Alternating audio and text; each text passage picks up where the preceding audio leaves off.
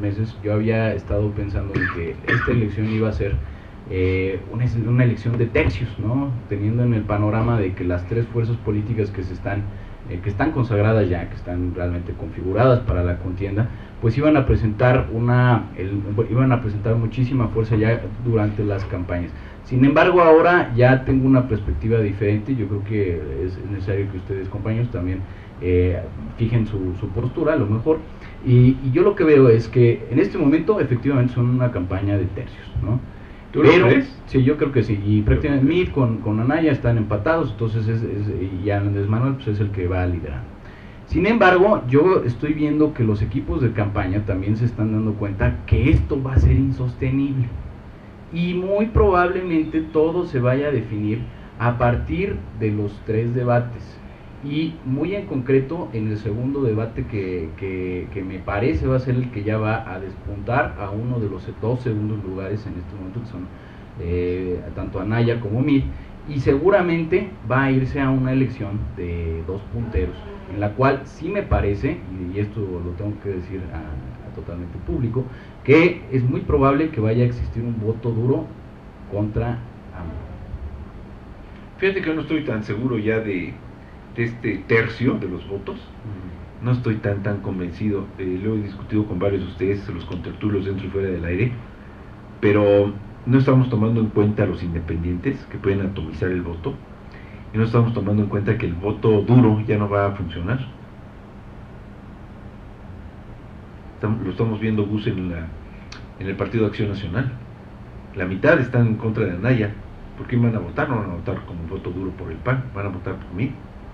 Entonces me parece que las cifras de las tercias pueden bonificarse. Sí, eso es lo que estoy comentando precisamente, que esa era mi perspectiva antes. Ahora, como bien lo mencionas, Carlos, yo creo que se va a ir cerrando a dos punteros. Y faltan los indecisos, y falta el voto en el extranjero, o sea, estamos saltándonos muchas variables que todavía falta de ver cómo se mueven. Carlos, tocas un tema muy importante, tocayo. Creo que hay un claro puntero, lo dicen todas las encuestas, ¿no? Hay una disputa por el segundo lugar entre el PAN y la alianza del PAN y la alianza del PRI, pero aquí hay un fenómeno muy importante que incluso el día de ayer se remarca con esta incorporación al equipo de campaña, a la coordinación de campaña de Andrés Manuel López Obrador, de Cloutier, porque y si vemos que en semanas anteriores pasó también la incorporación de este bloque calderonista del Senado a la campaña de Meade, lo que estamos viendo es un formalismo, ¿no? Sí, pero finalmente el fondo es la disputa que se está teniendo del voto útil panista. O sea, pareciera que la candidatura del frente no termina de prender, y ya empezó incluso una disputa, digamos, seria por el voto panista, ese voto útil panista, que tanto están disputando Morena como está disputando la alianza que encabeza el PRI, que encabeza Meade. Hay que tomar en cuenta también que, como bien decía Carlos, hay factores, digamos, que van a incidir mucho en este tema de las preferencias electorales, que tiene que ver con niveles de bienestar, que tiene que ver con el tema de la inseguridad que estamos viviendo. Un tema muy importante en estos últimos días ha sido la inseguridad, y yo particularmente creo que va a ser una elección de dos, y estamos ahorita en una etapa en la que tanto el frente como la alianza del PRI pues están disputándose quién va a enfrentar al puntero, y en esas, desde mi perspectiva, va perdiendo la alianza del frente. Fíjate, yo no sé el Bronco qué factor determinante pueda tener en las elecciones, el Bronco, porque sabemos que mucho es por presión desde el gobierno y las secretarías y fírmame tú y demás. Pero Margarita Zavala y Ruiz Peter pueden dar batalla, ¿no? Ahora lo comentamos. Juan José. Yo creo que sí, no, muchas gracias. Sí, bueno, sí, lo que más allá de los tercios o los porcentajes, lo que sí me parece que es un factor, o sea, un hecho, y ya tiene varios años además ocurriendo en México, es que difícilmente los presidentes de la República han tenido porcentajes altos. Esto digamos, además en un ambiente que sí se prevé más polarizado, o no más polarizado, más disperso que en otras ocasiones, pues hará que eventualmente el que gane o la que gane, pues lo hará con un porcentaje que no garantiza la gobernabilidad del país, lo cual nos hace pensar, nos hará pensar en su momento en la necesidad de acuerdos. A ver, ¿el número de votos garantiza la gobernabilidad? No, porque seguramente no tendrás el respaldo de los diputados y senadores en las cámaras, y tampoco quizás en los gobiernos locales, lo cual complica mucho la gobernabilidad cuando tienes una parte importante, quizás la mayoría del país gobernada por partidos distintos al tuyo. Y lo mismo en la Cámara de Diputados y Senadores. Fue un poco lo que le pasó a Calderón, ¿no? O sea, Calderón no logró tener control de las cámaras y realmente la postura del PRI le dificultó mucho la ejecución de sus planes, ¿no? En parte sí, y lo obligó pues a una alianza pues, de facto con el PRI, que de hecho a la fecha subsiste, digamos, ¿no? Ese acuerdo. Entonces, entonces yo creo que la reflexión que se debe de hacer es, uno, en el tono de las campañas, porque finalmente a quien estás ahorita denostando o atacando, pues muy probablemente tendrás que estar negociando con ellos en los próximos años, ¿no? Quien gane. Y segundo, pues también pensar en el caso, yo lo que he visto en lo que hace Andrés Manuel López Obrador, una buena parte de su programa de gobierno está centrado en decisiones que se pueden tomar directamente desde la presidencia y no está colocando en la agenda todavía temas que pasan por el Congreso, lo está dejando como todavía temas pendientes, pero será un gran tema. Y un tema importante alrededor de eso que está señalando Juan José es que en los procesos constitucionales pasados, presidenciales en nuestro país, efectivamente el PRI y el PRI de facto habían venido caminando juntos, ¿no? Entonces, ahora no se ve tampoco esa posibilidad en este proceso electoral. Eso es algo que también me preocupa, están muy confrontados, están muy atomizados entre sí. Estoy de acuerdo en eso también. Creo que el grave problema de la intensidad que se está manejando en las campañas, porque ahorita apenas va empezando, ¿no?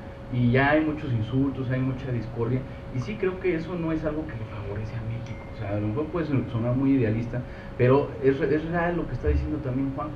O sea, el hecho de que hoy se estén pues, atomizando las fuerzas de esta manera, pues también nos está marcando que después va a ser muy dura la negociación, con las decisiones que se vayan a tomar en el país, va a ser sumamente complicado de que se lleguen a poner de acuerdo en temas pues, que son de vital importancia, ¿no? El tema de la violencia, como lo comentabas. Ahora, quiero comentar algo que a mí me llama mucho la atención. Tatiana Cloutier, que se está sumando ahora al equipo de campaña, que ella va a dirigir la precampaña de Andrés Manuel, está diciendo que a Andrés Manuel le ha costado muchísimo trabajo entrar o penetrar en algunas partes de la sociedad. En concreto, ella menciona que hay estados, yo estoy totalmente de acuerdo, como estados en el norte, que le ha costado, y que hay partes de la clase media en las que definitivamente no ha podido tener alguna, pues no ha tenido eco el mensaje de Andrés Manuel, y me parece lógico porque hay evidentemente en este momento la postura de López Obrador pues es irse armando o ir utilizando pues de alguna forma la postura antisistémica, la postura de reclamo hacia lo que no ha funcionado en el gobierno, y eso ha hecho que pues también hay una tendencia natural a pensar que pues la clase media acomodada y que se supone que son las que pagan impuestos, pues no le gusta este tipo de medidas que son las que propone Andrés Manuel. Entonces a mí me parece que hasta cierto punto es normal que no vaya a tener penetración en algunas partes de los nichos poblacionales, ¿no? Ahora hay que ver, porque creo que en este sentido sí tiene una ventaja en cuanto a que tanto el Frente, como lo comentas Charlie y Juanjo, el Frente no ha podido, o sea, el Frente a lo mejor se mantiene con cierto tipo de núcleos poblacionales, pero no ha podido pasar, ¿no? A los que están digamos que ya viendo en Andrés Manuel Obrador una opción. Eso es algo que pero yo doy el caso, por ejemplo, de la Ciudad de México. Los va a tener que llevar a reconfigurar las cosas. Vamos por aterrizar, pero seguramente pasa en muchos otros estados. Yo difícilmente veo aquí en la Ciudad de México votando, digamos, ya en concreto en territorio, a los panistas de Coyoacán por el candidato Mauricio Toledo, aliados y de la mano y el mismo templete. Morelos, ¿no? O en Morelos, por ejemplo, ya de hecho ya no van en coalición ahí, pero tampoco veo el panismo, que ha sido duramente atacado por Graco Ramírez, votando por el hijastro de Graco Ramírez, ¿no? Por ejemplo. Entonces, y lo mismo en delegaciones, o sea, en zonas panistas, también yo veo complicado que núcleos del PRD en Miguel Hidalgo voten, digamos, por de la Cueva, ahí todavía es probable, Fisher, ¿no? O sea, sí. Sí, Maggie puede Fisher. ser, Maggie por Fisher. Maggie Fisher, Margarita Martínez Fisher. Entonces, esos sectores, digamos, que no se van a sentir satisfechos con su candidato, bueno, peor aún, no veo al perredismo en la Ciudad de México votando por Anaya, la verdad, ¿no? Entonces, ¿a dónde se van a dirigir esos votos que finalmente a lo mejor son perredistas, votarán en la ciudad por su candidato a delegado o por su candidato a diputado, candidata a diputada, pero difícilmente votarán quizás por Anaya, a lo mejor votarán por López Obrador, y luego votarán por Alejandra Barrales, o sea, esos cruces van a ser bastante interesantes, pero yo creo que en ese núcleo, quien más sale beneficiado es Andrés Manuel López Obrador. Yo coincido contigo, pero les quiero hacer una pregunta. ¿No les parece a ustedes que el grave error que tuvo este frente en su concepción y en lo que ha avanzado ha sido el hecho de que se tardaran tanto en sacar las propuestas de las candidaturas? Porque de todas maneras lo iban a hacer así, o sea, de todas maneras lo iban a terminar haciendo lo que terminaron haciendo. Pero sí creo que dejaron la ventana abierta y desgastaron mucho la situación. Y en este momento pues ya estamos viendo que les está costando mucho trabajo. Pero no es lo mismo dejar a tus posibles inconformes ya prácticamente con los dedos en la puerta que todavía con posibilidad de reacción. Es una práctica común, digamos. Yo tengo la impresión de que pasan dos cosas. Creo que sí les costó un poco rebanar el pastel y dividir la tajada para cada quien, sobre todo por los problemas como los que ustedes acaban de mencionar. Pero también es una práctica recurrente en todos los partidos políticos, es irse al cuarto para las 12, ¿no? Porque ese supuesto lleva consigo el hecho de que cuadros o dirigentes importantes que hayan sido apachurrados, pues no van a tener la posibilidad de moverse a una opción política diferente, ¿no? Entonces, claro, creo que le ha generado complicaciones de más al frente en particular. Sí, bueno, ahora, ¿qué es lo que, o sea, el reto quizás es ir viendo cómo se van construyendo estas opciones de gobernabilidad, o sea, porque yo creo que nadie va a poder implementar cambios tan radicales como los están planteando en campaña, justo por estos equilibrios que naturalmente va a haber. Lo importante quizás sería que si la decisión de la mayoritaria es una decisión por el cambio, pueda acompañarse de un fuerte componente de participación ciudadana o de nuevos canales de legitimación y de construcción de acuerdos con la sociedad. Eso facilitaría los esquemas de gobernabilidad a sabiendas de que muy difícilmente se tendrá el consenso, digamos, de la clase política, ¿no? Entonces yo creo que eso debiera ser. Va a ser muy complicado eso, Juanjo, porque bueno, lo que se le puede llegar a criticar a López Obrador precisamente es bueno, evidentemente hay una parte del discurso y otra cosa lo que ya se puede hacer, como bien lo comentas, ¿no? En sus palabras, pero pareciera que asume que podría ganar López Obrador. No, pues por supuesto que puede ganar, o sea, eso es obvio, o sea, si está de puntero, pues sería una cosa de un mentecato decir que no puede ganar, pues tiene posibilidades reales. En elecciones pasadas también decía que está de puntero. Tenía posibilidades. La capacidad de todos, de hecho, exactamente, de cambiar las cosas en su contra. Yo estoy totalmente de acuerdo, y eso es lo que estoy diciendo, o sea, por eso, con eso inicié la cosa que le está pasando ahorita, por ejemplo, a Mid, o sea, Mid abre con una gran expectativa, con muchísimos, digamos, poco conocimiento, pero muchos positivos y pocos negativos y bajo esa lógica se toma la decisión de que él fuera el candidato. Es que hay gente que piensa, pero no termina de despegar y está hay gente metido en que piensa escándalos, que las campañas no cuentan, son sumamente con todo y la importantes. fuerza que tiene el gobierno federal y exactamente y todo, las pues campañas van a terminar, y lo que les está estaba comentando, no solamente la campaña, el ritmo de las campañas y lo que vaya sucediendo puede determinar el resultado de la elección. A mí me parece que la apuesta en este caso del Frente está totalmente centrada en lo que vaya a suceder en esos debates. Realmente creo que eso es a lo único que le están apostando, que los puede llegar siquiera a acercar a la contienda electoral, porque en este momento, si el día de hoy fueran las elecciones, pues evidentemente tanto Mid y Anaya pues estarían derrocados, ¿no? Ni siquiera podrían estar casi en la pelea. Pero ahora hay que ver lo que sucede en los debates, o sea, no hay que descartar lo que va a suceder en los siguientes meses, porque si tomamos los precedentes de lo que ha sucedido en las elecciones pasadas, pues el que las lleva de perder entonces es Andrés Manuel. Pero sería una mala noticia, o sea, tener como estrategia llegar a los debates a marcar diferencias sería una muy mala noticia para el PRI, sería una muy mala noticia para el PAN, porque quiere decir que todavía llegarían, digamos, medio empatados ellos al debate. Y así va a ser. Para tener condiciones de competitividad con la opción que va punteando ahorita el país, en un mes y medio más tardar, tendría ya que estar muy clara la diferencia, digamos, porcentual entre la alianza del PAN y la alianza del PRI. No la está, esa es la gravedad para estas otras dos opciones, o sea, eso es precisamente el grave problema que están teniendo, y eso es a lo que me refería. Cuando pasen los debates, yo sí pienso que va a haber un despunte de uno de los dos segundos lugares, y este segundo lugar, que va a representar, digámoslo así, la parte institucional de las campañas, sí va a recibir un voto de apoyo.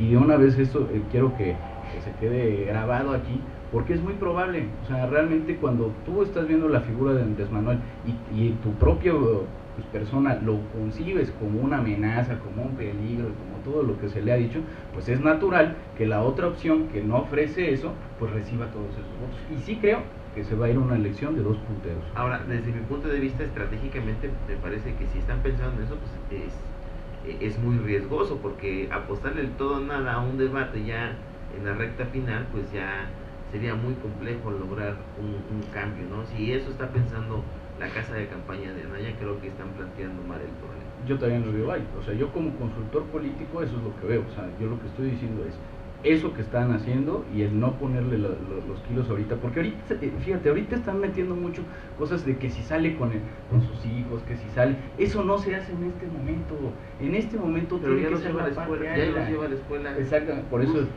sí se hace en este momento porque ya regresaron a clase los niños. Sí. Hay un error en cuanto a la parte mercadológica de esta malo campaña. Que lo hicieran en vacaciones.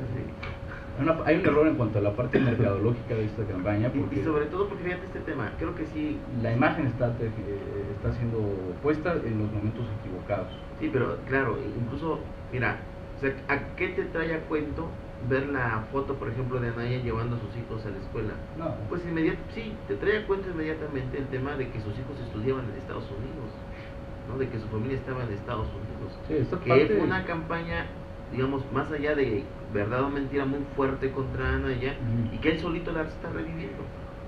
Sí, lo que estoy diciendo es que los momentos políticos y el tipo de forma en que le están dando a la campaña, al menos en el frente, y también me parece que la de Mid va por ahí, no está siendo lo suficientemente astuta en cuanto a los tiempos electorales. Ahorita deberían de estar hablando de la parte árida, de las propuestas y todo lo que tiene que ver con la parte que es difícil de digerir, digámoslo así. Sí, yo creo que la todavía parte de los valores se tendría que de lo que me acuerdo es que es el rey de las tortas, ¿no? Sí, o sea, de todo lo que he visto, o sea, si me preguntas a mí de lo que tengo ahorita en la mente, pues ahorita te acuerdas que es el rey de las tortas y que las come con mano. Sí, claro. Pues, como burócrata. Lo grave, ¿no? Ahorita te acuerdas de las banalidades, de las cosas que realmente no tienen una importancia real a la hora de decidir su voto. Pero hay problemas que yo creo que son más de fondo. Todavía en esta etapa, todavía no está, ahora sí que todo el equipo completo que va a acompañar a los candidatos, faltan las definiciones de muchas candidaturas, y hay problemas en la operación de estas candidaturas en todos los partidos. Entonces, que eso también está haciendo acomodos, ¿no? Por ejemplo, Jalisco, ahorita dije el DF, ¿no? Para que, digamos, regreso al DF porque además creo que Morena sigue teniendo demasiada confianza en la Ciudad de México, ¿no? Y hay varias candidaturas, hasta la de Chiguila, varias que siguen teniendo mucho cuestionamiento. La de Venustiano Carranza, que no tenga a lo mejor la suficiente fuerza para... Están presionando a López Obrador para unos nombramientos como el de Chihuil. Como Chiguil, etcétera. Entonces, digamos, eso implica a lo mejor problemas en el futuro porque genera oposiciones que no se tenían y disminuye posibilidades. Pero te voy a otro caso, Jalisco, por ejemplo, con el Frente, que digamos tiene todas las posibilidades de ganar. Bueno, no van en coalición ahí, pero Movimiento Ciudadano ya empieza a tener también problemas por el movimiento que está haciendo los independientes también allá, ¿no? Que también le compiten ese electorado, digamos, ciudadano, antipartido, a Movimiento Ciudadano. Entonces te puede darse la posibilidad también de que se le dificulten las cosas al Frente en Jalisco, que es uno de sus principales bastiones, digamos. El PAN, por ejemplo, pues de plano no van en alianza, no van como Frente. Fíjate, no van como Frente porque... Sí, considero eso un error. Pues ¿a dónde va a votar la gente del Movimiento Ciudadano? ¿Van a votar por Anaya? Exacto. El panismo dijo que no van con Alfaro, ¿no? El panismo. Pues, ¿cuál va a ser la reacción del Movimiento Ciudadano? ¿Qué va a hacer el PRD allá? O sea, lo más probable es que se disperse el voto el PRD y terminan... en Jalisco, ¿no? El PRD son 3, 4 puntos en Jalisco. Entonces, ¿a dónde se van esos votos? Esas dificultades que hay están también complicando mucho. Chiapas se le está complicando mucho al PRI, a la alianza PRI-Verde, por ejemplo, ¿no? Donde hay muchísimas posibilidades para que de ahí despegue Morena, por ejemplo, ¿no? O sea, ese tipo de problemas todavía... Pero fíjate lo que dijo ahorita Carlos Ramos. Él dijo, ya el voto duro no va a ser lo que antes. Y sí concuerdo, pero no acepto de todo esa afirmación. O sea, ¿por qué? Es un componente, ¿no? Porque es un componente muy importante, efectivamente, es una variable que todavía va a tener peso, Carlos. O sea, si digamos que la gente está hastiada y hay un desincentivo por ir a votar, el voto duro y digamos que la estructura corporativa de algunos partidos, tú lo comentabas, pero no en el sentido del PRI, tú lo decías por el PAN, efectivamente. Bueno, ¿no? Pero todos los partidos están fragmentados ahorita. Sí están y no todos los pero partidos sí presentan su mejor candidato. La estructura en una elección todavía sigue siendo de un peso muy importante. Y si hay un desincentivo para ir a votar, lo más probable es que el PRI pues termine capitalizando esa parte, que no va a ser como antes, efectivamente, ¿no? Pero eso sí puede abrir la puerta para que de alguna manera, si no es una elección concurrida, el PRI pues con los mínimos pueda llegar al menos a competir, no sé. Va a ser una elección muy complicada, está siendo todavía porque las configuraciones no están claras, no son sólidos tampoco los números que se están viendo. El día de hoy sale una encuesta, luego sale otra, entonces realmente yo creo que va a depender mucho de cómo se van precisamente poniendo estas variables en cada uno de los partidos, ¿no? Y las negociaciones, para mí es todavía clave la definición de muchas de esas candidaturas al interior de todas las fuerzas políticas. Está viendo a nivel presidencial, va a jugar un papel fundamental el nombramiento del equipo que va a acompañar a los candidatos presidenciales, es decir, el nombramiento de los candidatos a gobernadores, de los candidatos a senadores, de los candidatos a diputados locales y federales y de los alcaldes. Y ese es un tema que comparto lo que se ha dicho aquí, tal vez no se esté resolviendo de la mejor manera. E incluso ahí puede estar la diferencia entre ganar o perder. Sí, así es. Y bueno, el jueves aquí en la Ciudad de México, o sea, pasado mañana se va a conocer quién ganó la encuesta. La encuesta que hizo las encuestas, que hizo el PRD, para definir quién va a ser el candidato a jefe o candidata a jefa de gobierno. ¿No? También eso va a marcar otro alineamiento. Yo creo que ya, Alejandro Barrales, ya está más que cantado. Más que Cheskursky. Yo creo que sí. Y personalmente, ¿no? ¿Quién se te hacía mejor? Personalmente yo creo que mejor Salomón. Yo también creo, ¿no? En lo personal. Creo que con el acompañamiento del PRD, pues es muy difícil que cualquiera tenga éxito en la ciudad, ¿no? Pero el problema es que el problema es lo que representa. O sea, imagínate en campaña a Salomón, ¿no? Que tiene una vestimenta ciudadana, que tiene una vestimenta, digamos, sabe bailar, que se echa sus pasitos de baile domingueros. Como que te llaman ¿no? al jaguar. Entonces, imagínatelo Al pues, ya speaker. en los actos de campaña en todos los templetes, ¿no? Sí, acompañado de Lobo, de Toledo, de Julio César Moreno, pura fina persona, César ¿no? Chávez. Ajá. Entonces, ¿no? Serrano. Entonces es como muy complicado que tenga éxito, ¿no? Pero lo que sí es que va a definir alineamientos territoriales. Ah, sí, claro. Hay núcleos, hay liderazgos que se verán, pues, a lo mejor satisfechos, otros que estarán inconformes, otros que verán que Queda por otro lado. Pero quería hacer una Entonces, pregunta a ustedes dos chicos. ¿Creen que todavía tiene mucho peso la fuerza de René Bejarano en la Ciudad de México? En términos numéricos de votación. Digo, porque ahora está con Morena, eso, pero realmente su poder es como solía ser. Bueno, indudablemente ha venido a menos, ¿no? O sea, el profe llegó a controlar la ciudad y pues ahora no es. Ya no lo es. Bueno, nos vamos. Carlos Augusto Morales, gracias. Gracias, Buenos días. Tocayo, muy buenos días. Gracias, Juan José García Ochoa. Buenos días. Hoy viniste muchas muy gracias. tranquilito, ¿eh? Doctor Gustavo Adolfo Pérez, gracias. Como siempre, un placer, Carlos, aquí a Por el todos. frío. Con el frío.